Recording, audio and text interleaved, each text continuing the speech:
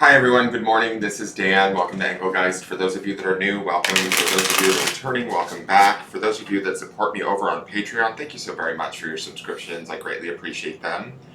They do mean the world to me. This is the weekly forecast. It is for broad spectrum reading and it is for all signs. I do speak in broad terms, so you need to figure out if and where this reading fits in your life, if at all. It's originally created for the week of, I need to switch the calendar over. I'm still not ready to let go of May. Give me a second so I can see the dates. It's June already. The year's half, well, it's not half over, but we're in the midpoint of the year. It's crazy. Tonight is the full strawberry moon in the sign of Sagittarius.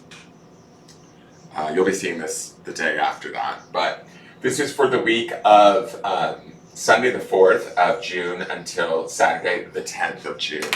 Each of these cards will be around for like a day or two. Some of you may experience only one of these cards all week. Some of you might experience all of these cards and then some. It's really like take what you need and leave the rest kind of reading. So figure out where it applies in your life and, apply it. If it doesn't, that's okay too. It doesn't mean anything's broken or wrong. You just might be working on something different at this time. So don't sweat any of that. It's a shared collective reading, right? So it's kind of like, what are the energies out there that we want to be aware of, take advantage of, put to good use, avoid altogether? It's that kind of a thing. For those of you that are new, please check out the drop-down menu underneath any of my videos. In there's just some housekeeping rules, things I want you to think about when utilizing my channel and my readings, what decks I'm using in the current video that you're watching, how to get in touch with me if you want a private reading. Those can be, you can get in touch with me or follow me on either my Instagram or my Facebook business page. I'm going to be honest, I'm not the biggest poster or social media person, but that's how you would find me and reach out to me. Know that you would have to reach out to me to instigate the sale or initiate the sale of a private reading. I will never reach out to you and try and sell you one. Unless I know you really well. But if somebody were to approach you and say they were me and say they want to sell you a reading, it's not me. So just be aware of that. What else? Oh, easy ways to support the channel. Excuse me. I gotta just say this really quick. Well, let me get this out of the way. Easy ways to support the channel. Hit that thumbs up button. Subscribe to the channel, hitting the notification bell. That way you get notified whenever I put up a new video, and that's usually daily. So, and then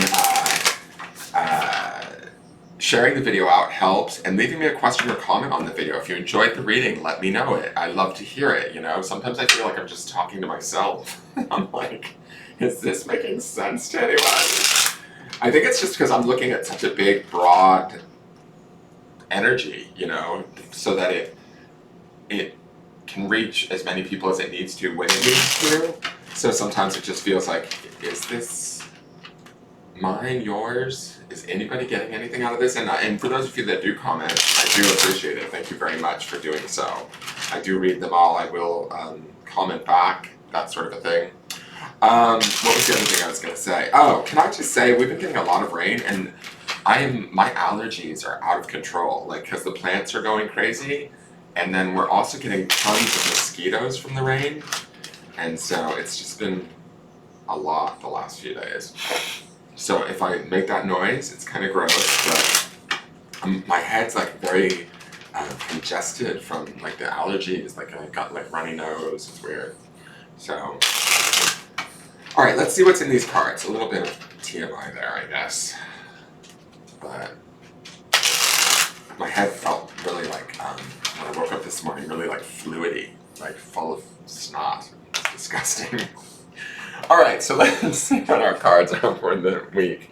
For the beginning of the week, we have the Four of Swords. Oh, this actor, he is on a nap. Where is the food truck? That's what I want to know. The Four of Swords is about going inward, right? Clearing our thoughts, getting some foundational clarity in our mind, how we communicate, maybe even some rest, some healing. It's interesting because we saw the Four of Swords. Wasn't it in the midweek of last week? I feel like it was. Let me look. It was. It was Sunday's midweek card. So we're still being told to take that time for ourselves this week. Remember, this is underpinning the first few days of this week. So we want to withdraw if we choose, or if we want to withdraw. It's highly favored, let's just say that, right? It's this internal introspection, inventory, reflection, even meditation. For some of you, it could be just very much this, sleeping on a bunch of folding chairs. If that's what you feel like doing, girl, get those chairs out, unfold them, lay the hell down. The light is on him, which I like. It still shows that there's this sort of awareness, or a new dawning, a new awareness, a new light coming to I'm saying a new light coming available, but like a new awareness. Like the lights to me represent new thought, or maybe a clearer mind coming from this time taken out to stabilize ourselves, or our mind, our thoughts, the words we communicate, any contracts we're involved in, writings, communications, really kind of taking our time with them, not rushing them, not rushing ourselves or forcing ourselves to be too like fast or hasty. And also, I gotta say, with the Four of Swords, it's also about shutting out the outside world, or the voices in our head, societal voices, opinions of others. It's really about going inward and finding what works for us, shining the light on that thing, right? That brings us the clarity and the stability in our thoughts and communications, so that we have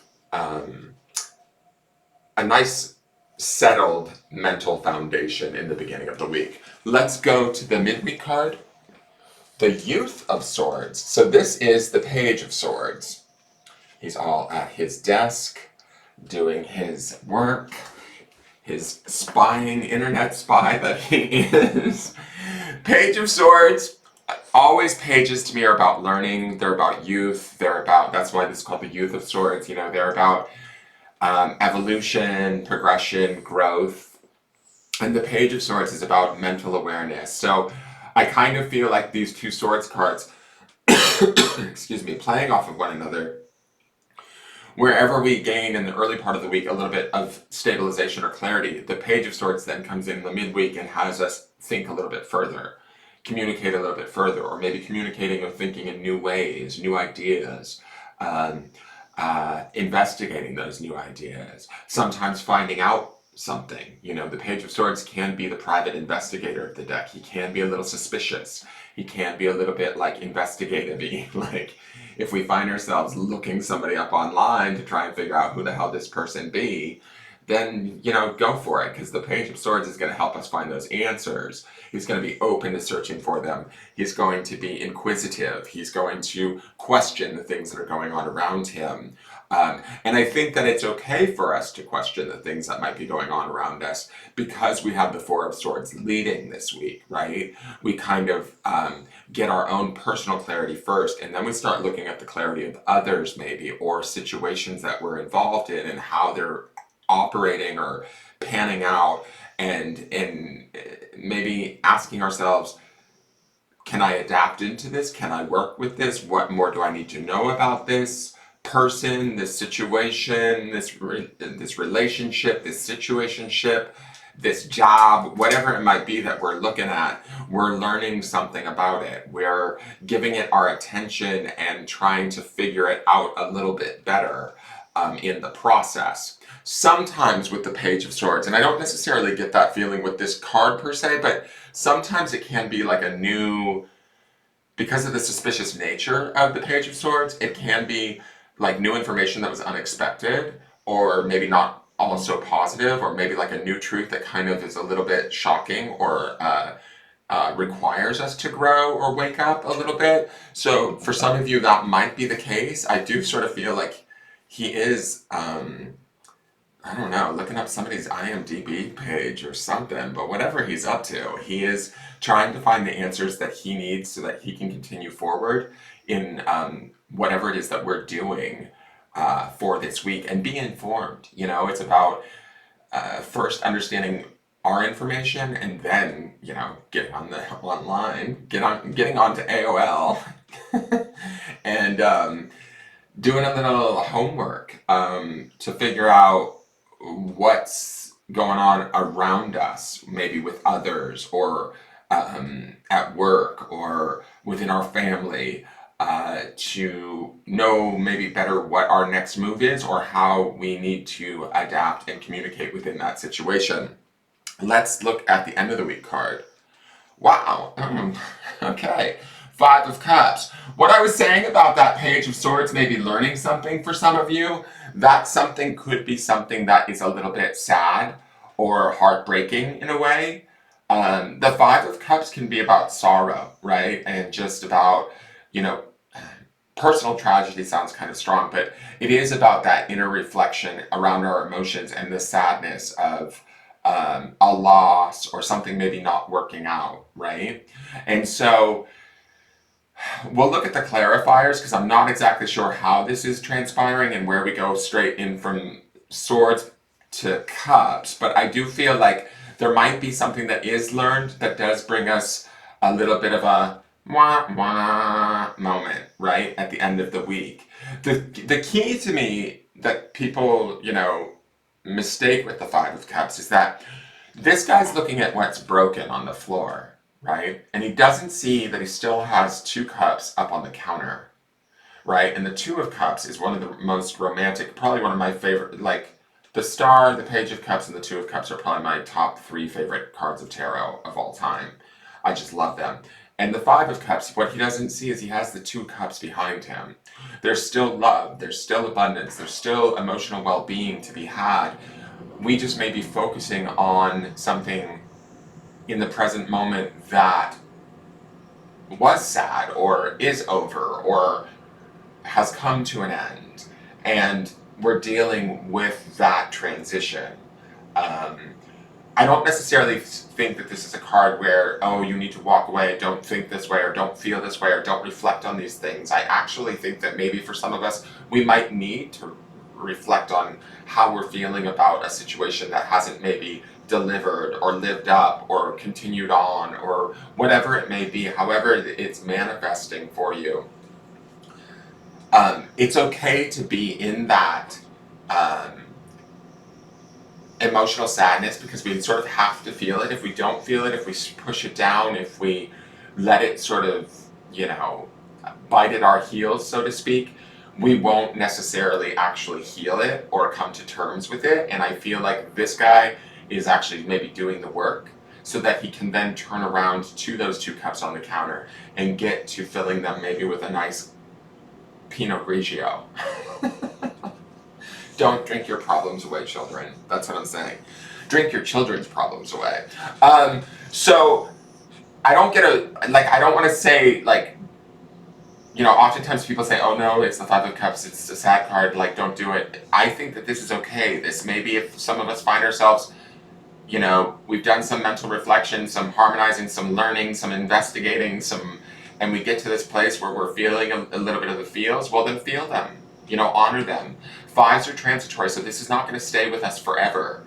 And those two cups in the background there tell us that there's something maybe better beyond this. We just have to go through this or feel this or reflect upon it. And when we do that, we sort of heal it.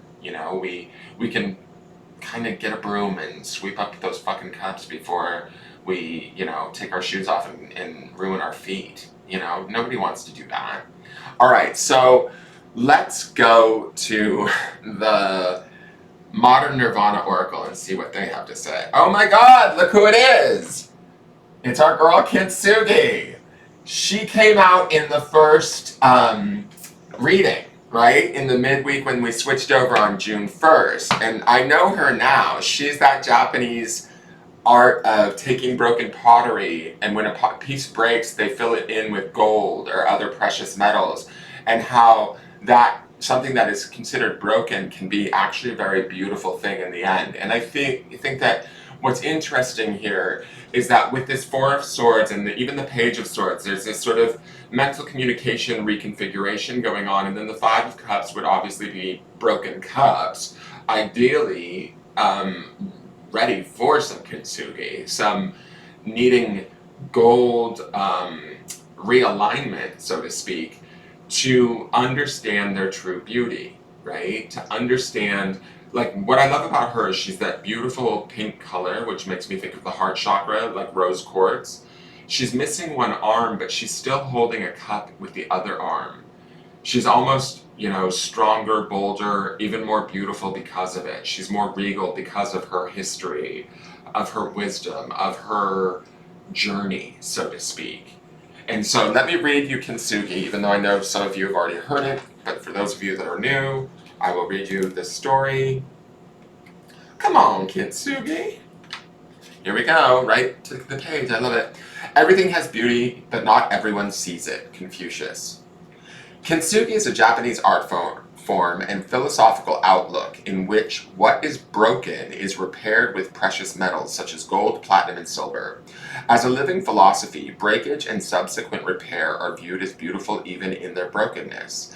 An object's history is its own poetry and static motion, and perceived flaws only add to the unique preciousness of the vessel, which has undergone change through time and direct experience. When we perceive something as damaged or broken, the initial shock of something beloved no longer being what it was can cause a visceral reverberation through the heart space. Here's your Five of Cups, guys.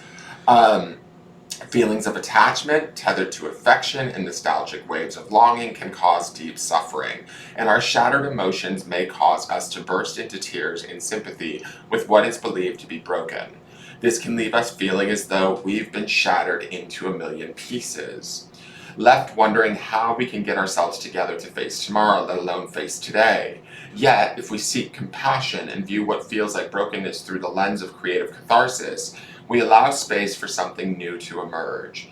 Brokenness is healed by precious connective tissue, gold found in the lessons, and the new pattern that materializes. Object and subject are no longer separate, but equally healed with awareness and imagination.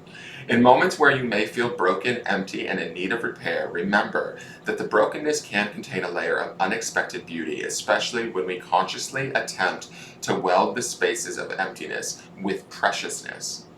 In alchemical metaphor, mind, often referred to as the all, and we have these two swords cards, which is the mind, guys.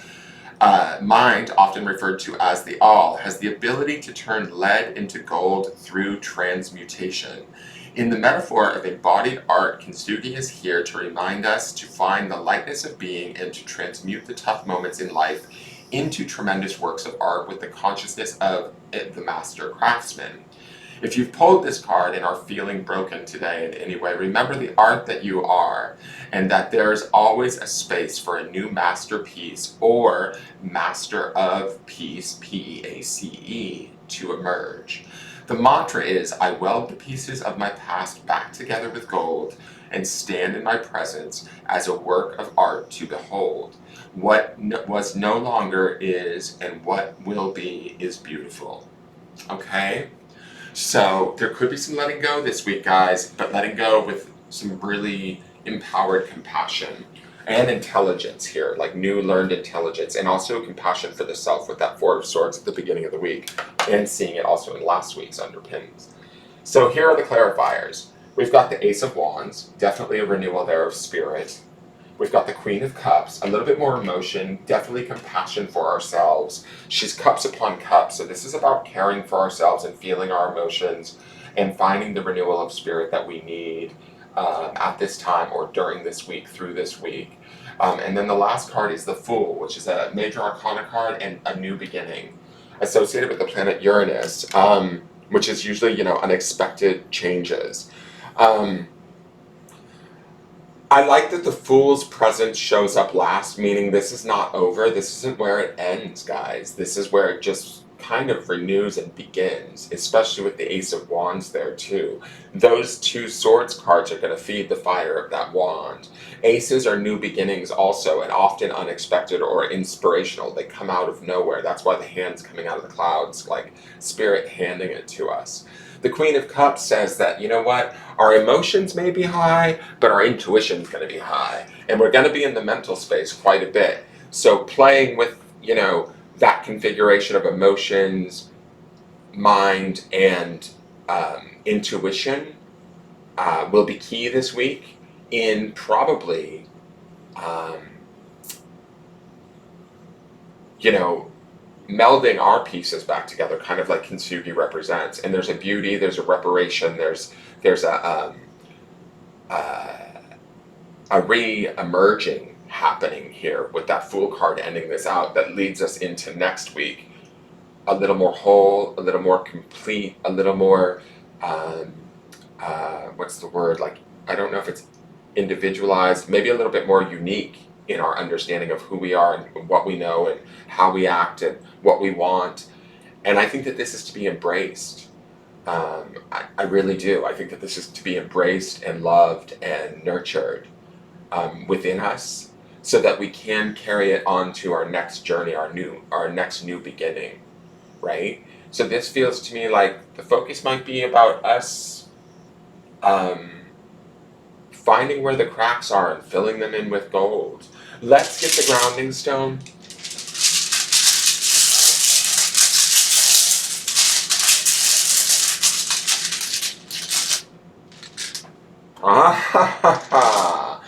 The grounding stone is peace.